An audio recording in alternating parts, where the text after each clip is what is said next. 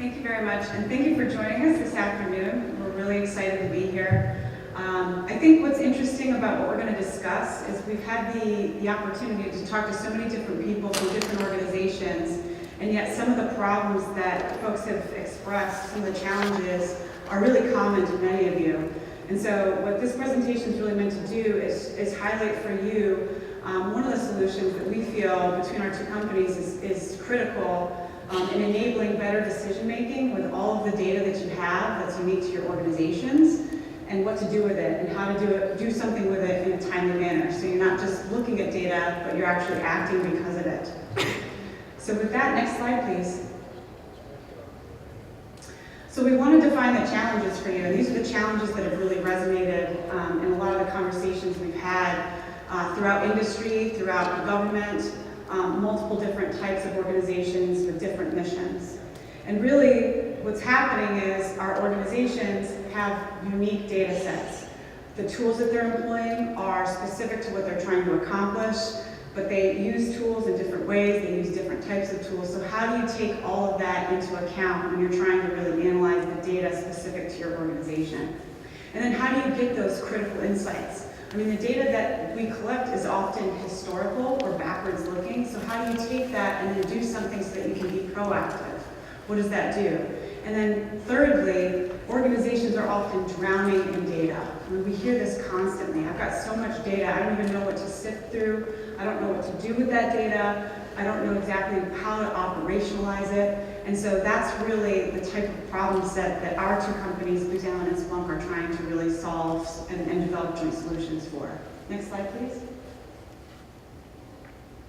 So what does machine data look like? I'm going to turn it over to Patrick because this is where we really start to see what the challenges are and how Splunk as a technology can be employed to really look at the solutions for them. Patrick? Thank you, Kristin. Good afternoon, everybody. Hope you're not all asleep. Hopefully the session will be useful and meaningful to everybody. So I'm going to go ahead and get started. So what does machine data look like, right? What you see on the screen right here, that's machine data. Absolutely not sexy, right? There's nothing fun about machine data, other than the fact that it contains a ton of insights, right? It's the definitive record and the digital record of any transactions or any time a user has accessed the system. So that's really what a machine data is. Based on this slide, you can kind of see where the sources are for these machines that are generating machine data. So I'll tell you a little story here. In this particular case, there's an order processing front end with a middleware error or some sort of middleware app. There's a care and IVR information as well as social media, in this case Twitter. Next slide, please. So, what if I can upon ingest of the data and tell you all the critical insights that are currently residing within this data set? So you may have, what was seemingly a bunch of random text. You may contain things like customer ID, order ID, product ID, etc. Right? Things that are critical to a lot of businesses and missions. Next slide, please. Now, further yet, what if I can allow you to correlate across those four disparate sources and allow you to make sense of the data in real time? So back to my story, right? So this is an actual data set from one of our customers who has a web ordering capability where a customer placed an order, a middleware error was thrown, and they called in for 60 minutes and was placed on hold for 60 minutes and 33 seconds before hanging up and then bashing them on social media. Well, now wouldn't it be nice to be able to get ahead of that, right? Wouldn't it be nice to be alerted maybe 5 minutes in? Or better yet, wouldn't it be nice to be proactive and send the customer an email saying that we'll get right back to you before that happens? Next slide, please. So where does Splunk come in? So Splunk is a data analytic platform. Essentially what we allow you to do and what we enable you all to do is to ingest all of this machine data into a single location. So think of sysllogs, right? Into a single location, and then permitting different people to ask different questions of the same data. Now let's think about that, right? the same underlying data set that you're using for IT operations or maybe capacity planning, change management, configuration management, whatever you're looking at, could also be security relevant. And at the same time, it could contain mission critical operational insight to the data. Next slide, please. So at Splunk, we took a crack at looking at what we call operational intelligence. So operational intelligence to us is the ability to, in real time, identify and build a dashboard that gives you the ability and the visibility into every aspect of your business and into every segment of your network. What that really means, and this is a candid dashboard that we built that basically allows you, gives you an executive view of an application delivery, operational intelligence, IT operations, security, business analytics, as well as Internet of Things.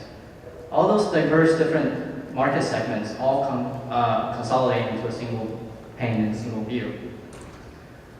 Through this dashboard, I have the ability to look at revenue generation by state. The reason I can do that is because I can actually pull in data directly out of credit card terminals.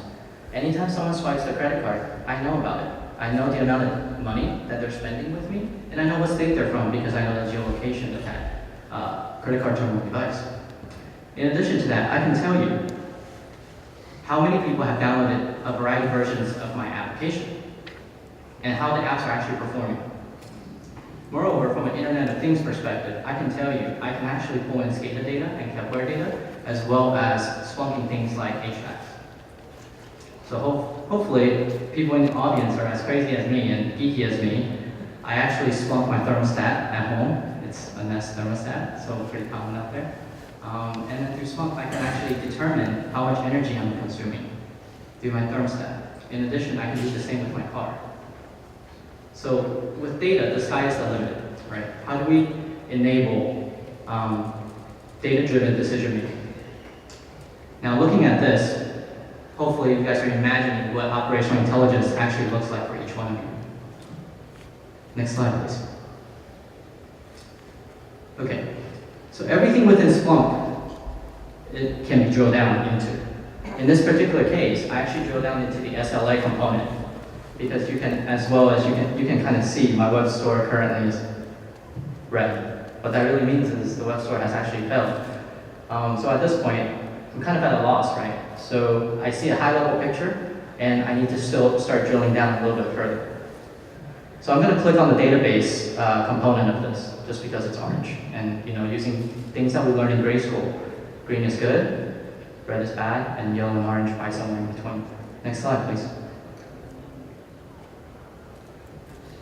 When I click on the database icon, what happens is I start to get certain questions, pre-getting questions that I've asked in the past. One of the questions I asked of Splunk was, what are the top 5 queries by query time? And as you can see on the screen, what Splunk returns for that is top 5 queries. But in addition, I'm able to see the exact query that was actually executed. For those of you all the way in the back, I'll read the queries for you. Select password from sys.users where where name equals sys. Now I don't know about you guys, but this looks like a SQL injection to me. Somebody is attempting to steal passwords, my system user passwords. Being a great analyst that I am, without coming to a conclusion immediately, I will take a look at the second query, and I'll read that for you, for all of you in the back. Select star from HR employee info. Once again, I am baffled by this query, mainly because this also looks like a SQL injection to me. So I guess the thing I wanted to highlight here is the fact that you can ask these questions of Splunk, right? And you can tailor your questions. Whatever questions you need to ask. Think of it from a Google perspective, right? Has a MapReduce backend. There's no relational database, no X and Y values, no tables. The questions that you're asking the data that's returned is being returned in real time and based on the specific question that you're asking. Next slide, please. So what if I wanted to see the data presented in a slightly different manner? I want to look at query times, query run times by user. right? So I've looked at it from a query perspective, and I know what's causing my database to have issues. But now I want to look at it from a user perspective. For those of you in the back, once again, I will read the important information to you. The user here, Fred Samuels. So Mr. Samuels seems to be the man of the hour who has issued both queries. With that said, being the great analyst I am, I will again further drill down into my data set. Next slide, please. So as I zero in on the problem, there's a couple of things I see. First of all, if you look at the search bar, that's where I perform my search. So that search essentially built all that intelligence for me, and as new data is coming in, that search continues to populate the data. In this particular case, it showed me top query times as well as the user for causing those query times. So Mr. Samuels may either be negligent or he is a bad actor. Next slide, please. So as I mentioned earlier, anytime the machine data is a definitive record of a user accessing any type of systems, right? So as we follow the trail with breadcrumbs, we start to realize that Mr. Samuels is most likely a bad actor. And the reason why I can tell you that definitively is because not only can I drill down to the event level and look at the actual raw logs, right? Through repudiation, I can probably leverage these logs in the court as evidence, but also, based on the Splunk capability, I can actually look at all the destination IPs that Mr. Samuels had touched in the past. This is actually done in real time and without any touch maintenance for me. As the data flows into Splunk, Splunk is actually pulling out interesting field value pairs for me, basically saying, hey, Mr. User, you may be interested in these fields. You may want to take a look at them. So now, with all that said, as an analyst, that was, I think, 4 clicks for me from an executive dashboard to get to this point. Based on my past experience, quite often, what happens when you have an incident like this, or perhaps an operational incident, you get all your teams together, they all look at their own management tool, right? And everybody says their tool is green, and everybody sits in a war room to try to figure things out. Well, with Splunk, single pane of glass, diverse set of use cases, I have access to every piece of information I need right here within Splunk to troubleshoot anything that I need to. In this particular case, I clicked on the destination IP and I noticed there are 3 values there, 10.2.2.2 through 10.2.2.4. What this is telling me is that Fred Samuels not only issued those queries on 1 database server, but he issued it on 3. As typical of hackers, when they infiltrate a system, they typically move laterally and attempt to cover their tracks by removing all the syslog information, again, the definitive record that they were inside, before data exfiltration. So from this perspective, in 4 clicks, not only did I identify a bad actor and perhaps catching him red-handed, but also identify all the devices that the bad actor has actually touched and attempted to infiltrate and exfiltrate data from. Next slide, please. So what do I do from here? Well, again, being a good analyst, I typically try to provide some evidence, right, to my leadership in an attempt to basically tell them that, hey, Fred Samuels is probably not a good guy, or maybe we should have a talk with security. In 2 clicks, I am able to generate another dashboard, or perhaps if you don't like my visualization of these line graphs with lines all over the place, I can build your bubble chart. Or if you want a pie chart, I can do that too. Or a histogram. Again, 2 clicks. Next slide, please. I'm going to turn it back over to Chris. So what Patrick shows you is just how in the weeds Splunk can get you. If we bring it back up, what does this mean for incredibly complex organizations that are wide-ranging with really important and critical mission sets that integrate all different types of machines and operations and data into their existing mission and operations?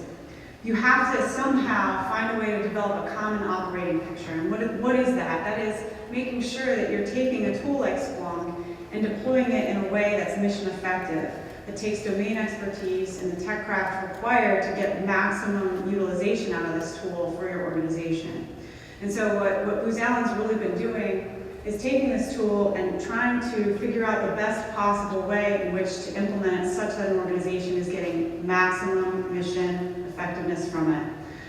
What we've had a lot of success with is deploying this across the Department of Homeland Security's Continuous Diagnostics and Mitigation Program, which is essentially trying to really take and leverage Splunk across 2 million plus devices, organizations and offices that are in multiple geographic locations. And we can do that, but we have to know, we have to be able to point this in the right direction so that it ingests the data sources that give us that common operating picture. And so it's taking the mission relevance and the domain expertise with a tool like Splunk and really tailoring it to that mission set that brings out the maximum effectiveness and real impact of what this tool can bring. Next slide. So what we've been doing together is really looking at analytics at every level. How do we take and develop one single pane of glass for your organization such that you've got the right dashboards that allow you to drill down, like Patrick discussed, into the right data sets, giving you the information that allows you to make a data-driven decision. And so helping organizations understand their current environment, helping organizations analyze the data, but then better yet, act on that data is really the critical piece here. So where Splunk takes and ingests all of this data, what you also need to do is figure out and take the threat patterns that then allow you to indicate and take proactive measures based on historical data to go and be proactive in implementing solutions. So we established our strategic alliance to do this for clients. So it's taking the best of domain expertise and tech craft with what this tool can provide and giving you maximum efficiency through the platform and through what we deliver together. So with that, are there any questions? I have. Sure. How do you structure the data? Because you're bringing in completely raw data, right? And you're retaining completely raw data. But when you're looking at it, you have to have some sort of structure. How do you create that? So the way that Splunk actually operates under the hood, we actually are able to ingest both structured and unstructured data. I think this may be best provided in terms of use cases, right? We don't have a backend relational database. What that really means is when we ingest data, we ingest it in the raw. So we don't ever lose any of the data set that we're ingesting. As we bring it in, we start to identify field value pairs.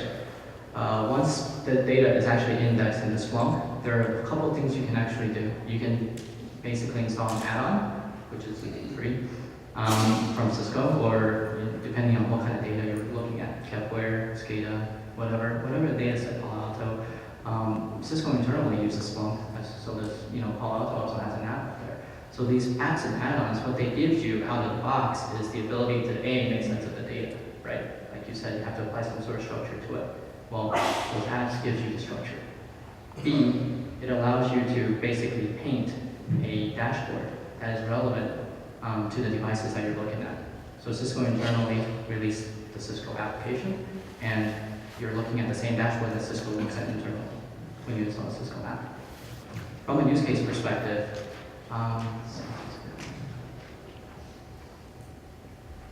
data analytics isn't just unique to the IT or security markets. From the perspective of a use case, New York Airbrake, one of our customers, actually splunked the slinking effect between train cars. So if you imagine trains as they're moving up and down the tracks, and the individual cars themselves, the interconnectors act like large springs.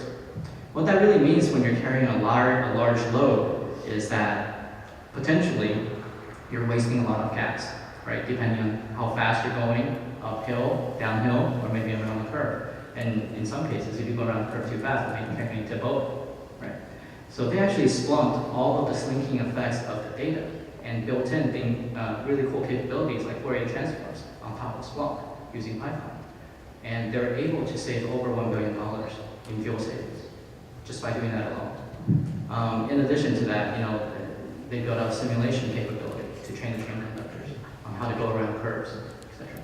So again, I just wanted to throw out a quick use case that is completely outside of the realm of IT operations and security to kind of show you the power, right? So data analytics isn't just about securing data networks or defense. Do we have any other questions? So, Splunk has this capability, and Splunk has you. Why do you need to sit down? Sure. Yeah, so Splunk is a software company, right? While we provide the platform and the analytics that allows you and enables you and equips you to do what you need to do, we don't provide the in-depth domain expertise. Where Booz Allen is at for many DoD and civilian agencies, they're the boots on the ground. They're the ones that are close to the clients and the ones that are translating the requirements into reality. What that really means is with the combined power of the two companies, we're able to deliver real solutions. Well said. I think where the power of this becomes critical is a lot of people say, well, I want to do this functionality with it, but I don't have the staff that know how to do it. Or I don't have the tech craft to be able to do it. Or I don't know how to make this work for me to the maximum extent it can. So what we do is we take all the lessons learned from all the different use cases, and we're able to take and really tailor how Splunk is deployed so that it's taking in the data that gives you the right information, the right dashboards, the right queries that gets the information into the decision maker's hands so that they can make those decisions proactively and implement the solutions that mitigate risks. So really what that means is, I use this analogy, you've got an organization and you're trying to figure out where might I be sick. So Splunk is sort of like that CAT scan that allows you to really look across your organization. But if you don't know exactly what to look for or how to apply that CAT scan and then what solutions are going to actually enable you to turn Splunk around so it's actually preventing what's making your organization sick, then really the power hasn't been unleashed. And so that's where the Booz Allen Splunk partnership is meant to give you as much for your mission as possible. Hope that answers the question.